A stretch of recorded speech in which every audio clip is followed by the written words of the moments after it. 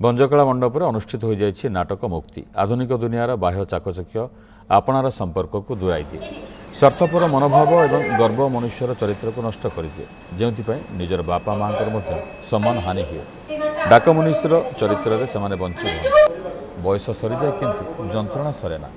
ମଞ୍ଚରେ ପରିବେଷଣ ହୋଇଥିଲା ଏମିତି ଏକ ନାଟକ ଯାହାକୁ ଦେଖି ଦର୍ଶକ ବେଶ୍ ଭାବବିହ୍ୱଳ ହୋଇପଡ଼ିଥିଲେ।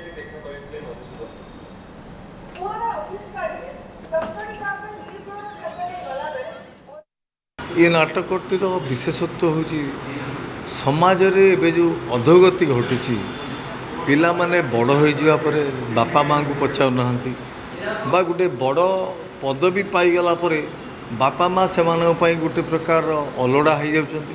तो ये सब को आधार कर नाटकटी होती एक जुगोपयोगी नाटक एवं समय को समाज को वार्ता देला भली नाटक बोली कह।